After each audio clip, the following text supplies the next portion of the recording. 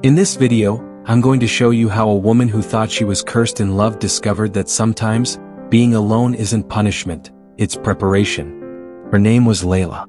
Everyone around her was getting married, moving in, posting rings and baby pictures.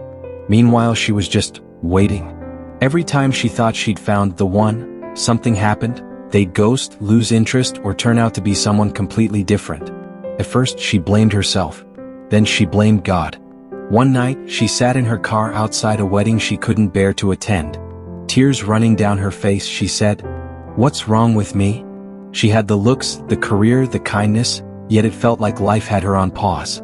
She decided she was done hoping. A few days later, she met an older woman at a coffee shop, a stranger with kind eyes.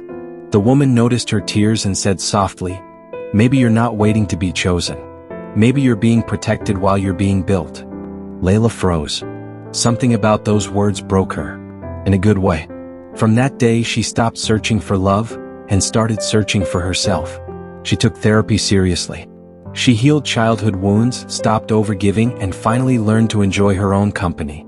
She traveled, built her brand, and found peace, not in being chosen, but in being whole. Years later, she realized every man who left wasn't rejection. They were redirection. She wasn't being delayed, she was being prepared. Because purpose always attracts alignment. And by the time the right one came along, she no longer needed love. She could finally give it. Leila said something once in an interview that went viral. "I didn't find peace when I found love. I found love because I found peace."